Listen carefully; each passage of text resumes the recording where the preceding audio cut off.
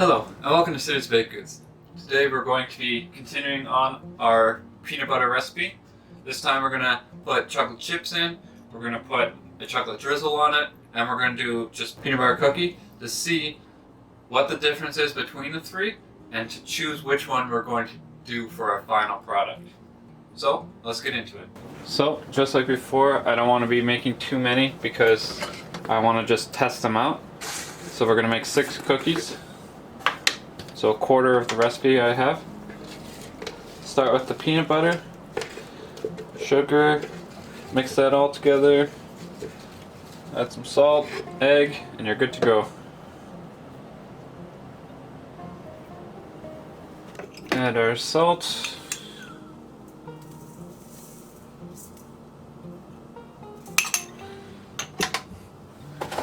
And our sugar.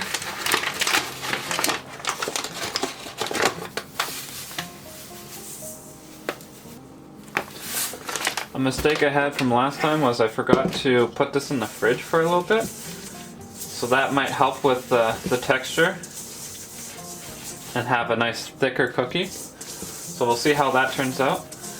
And hopefully this drizzle, I'm hoping the drizzle is the best because I think it will look the nicest. But if chocolate, for whatever reason, doesn't want to go with this, maybe I just stick with plain old peanut butter cookies, or if the chocolate chips are just better than the drizzle, I'll have to go with that.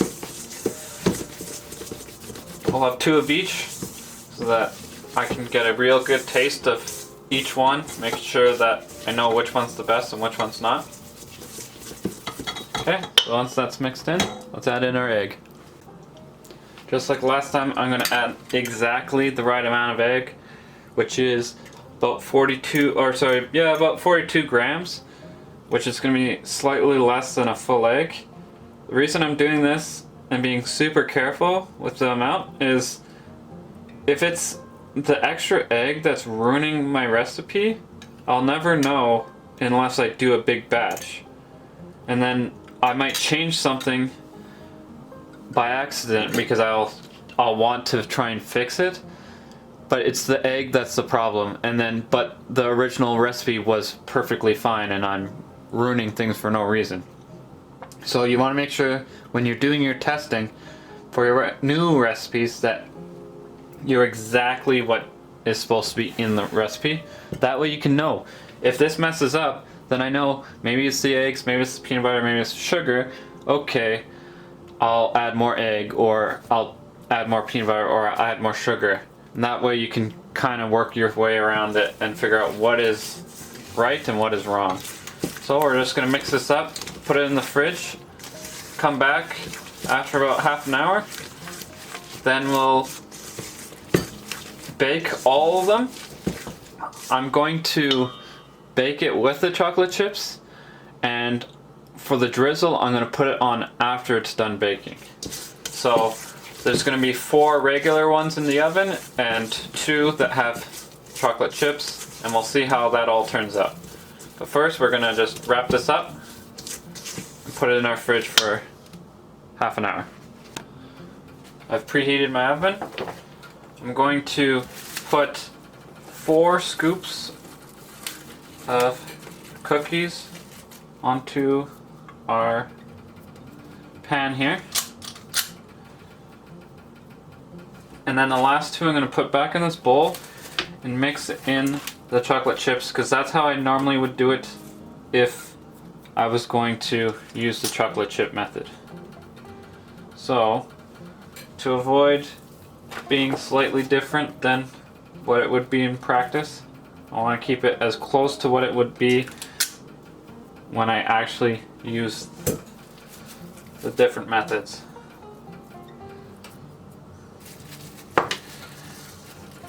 If this cooling doesn't change anything, because this peanut butter recipe is quite liquidy, if it doesn't change anything, I'm going to just not do it, because there's no reason to waste my time putting it in the fridge if it's not going to keep the cookies at a thicker amount.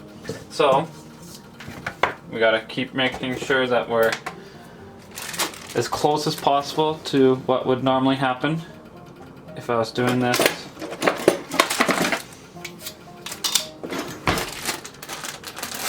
The other way. So we'll weigh out how much chocolate chips.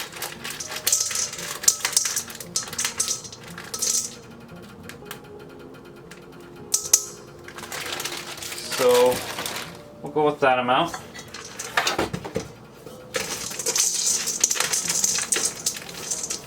Once they're all mixed in, we'll see how it turns out. I put about 8 grams per cookie, so 16 grams of chocolate chips in here, which I think should be enough. I don't think going past that point is good. I think right there is fine. Maybe a bit less, maybe 6 grams, so like a chocolate chip less per cookie, but we'll see in the end. Just gotta make sure that the chocolate chips are spread throughout the thing and not just all on one cookie. Okay, and now let's scoop them again. Okay.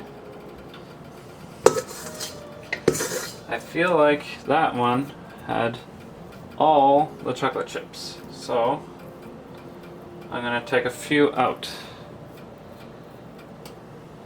and mix them in here. Now this one does look small, but remember, there is a bunch that's still right here. And maybe I'll take one more chocolate chip out, because I do feel like that had a bit more than it should have. That's the other problem with the chocolate chip.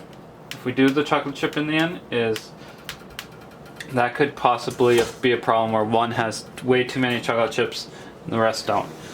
So let's grab a fork, do our little design, pop this in the oven, and we'll see how these turn out. For the drizzle, I'm just heating up a bain-marie to melt the chocolate. I'm not going to temper the chocolate, because tempering the chocolate will only make it look nicer, but at the moment the taste won't change too much because I'm going to eat it right away. And I'm trying to make sure the taste is perfect. I can always temper the chocolate for the main deal if I do choose the drizzle. But let's first put this in the oven and move on. The cold didn't do much, so I'm just not going to do that anymore. So with 2 of these cookies, once they've cooled down a bit, I'm going to drizzle them. Until then, I'm just going to show you how to set up a little tiny parchment paper piping bag. You can use, let me just grab it. You can use bottles like this. It's just very annoying to get it out of the bottle. But the good thing about it is you have your boiling water. It starts to thicken up on you or cool down. You just put it in the boiling water for 2 seconds. All that chocolate melts again and you can start. But with small batches, like just 2 cookies, it's way better to just do the parchment paper, because then you can just 1, 2 and then be done and not waste any chocolate or anything like that. So I'm gonna grab some parchment paper and show you how to do that. Okay, so you make yourself a triangle, however the way you want it. You can make it bigger too. The bigger it is, the easier it is. And then you take one corner, fold it to the top, take the other corner. The less crinkly it is, the easier this is. But take it one way, take it the other way. Then you just push with your thumb forward. Oh.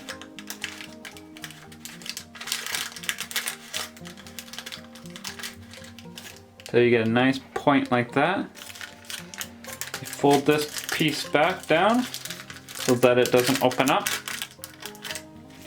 And you have yourself a little piping bag.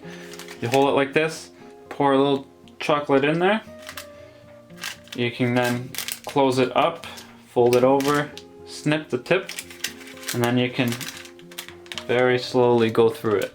So once these cookies have cooled down, I'm going to pour some chocolate on, and we'll see after that which tastes the best out of all these. If we look, let me just move this back over. Remember how when I just brought it out, it was a lot taller? Now that it's cooled down, it's flattened out. So for sure, there's just too much liquid in this recipe to make it a thicker cookie. So, but I do like this recipe, and it's still moist on the inside, which normally that's what you want with a thicker cookie. I got the best of both worlds, where it's still moist, and it's easier to do. Now, if I do the chocolate chips, it kind of ruins that little design on top, so there's no reason to do it. So if I do chocolate chips, I won't use the fork anymore. Obviously, if it's plain, I'll use the fork, and the drizzle, we'll see after I put it on, but it might not be useful to have it. So we'll come back once these have cooled down enough for me to put the chocolate on. So on my bain-marie here, it's just a bit of chocolate in there, not too much. It's probably too much, like more than I need, but that's okay. I just have it on super low. We don't want it too hot. And the other thing is you want to make sure no water gets in there. As soon as water gets in there, it seizes and you can't use it. So let me just fix this because I messed it up.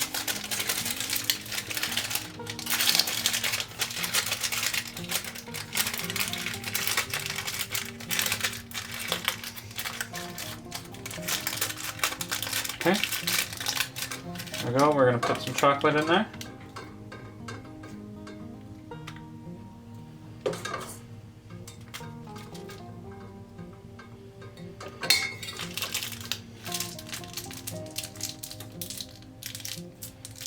So then you just seal it up, push it all the way to the end.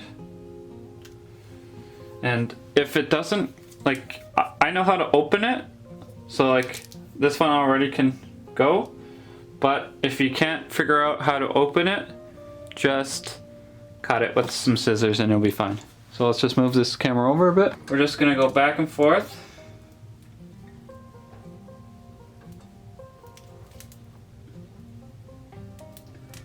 Make sure there's enough chocolate so you taste it.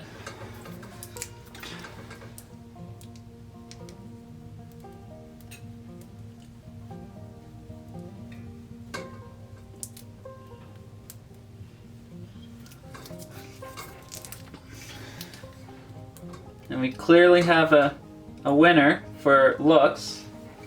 These clearly look better. I kind of messed this one up with my last little bit there, but this is what it would more likely look like. Now the only problem will be if there's enough chocolate there to taste it. And that's what's going to determine which one I go with. I'm hoping for this one because it looks a lot better than this one. But you have to go with flavor first before looks. So we'll come back when it's fully cooled down, so the chocolate is then solid again. Then we'll taste test. I'll take a picture and explain what we're gonna go with. This is gonna be the finale for this recipe making for peanut butter cookies at the very least. Next recipe we're gonna try and make is going to be babka, chocolate bread. It's going to be a lot of fun and a lot more ingredients, so you get a feel for it. This is a nice beginning one that is easy to understand because there's few ingredients. But with the babka, there's a lot more ingredients and it's gonna be a lot harder, so it's gonna be a lot more fun. So I'm just gonna take a picture and we're done. Now this is how they turned out. After doing my taste testing, the chocolate drizzle definitely does win. And the extra benefit to it is I can sell both plain and with the chocolate drizzle because I do it afterwards, which can help me with people who are allergic to chocolate or just don't want the chocolate. And if I'm running out of chocolate drizzle, I can quickly take the regular kind, drizzle quickly, let them cool for 5 minutes, boom, I have a whole bunch of chocolate drizzle cookies. Easy peasy. Now, there's obviously a problem. If you see the cookie up there, there's a lot of chocolate drizzle in one area, but that can be easily fixed by just practicing and training employees when I do have employees. So other than that, this recipe's done. I'm definitely going to go with the chocolate drizzle and the plain. You always want to have some variety. If you've liked this video, please like and subscribe. You can follow me on Facebook, Twitter, or Instagram. I even have my own website. Thank you, and have a nice day.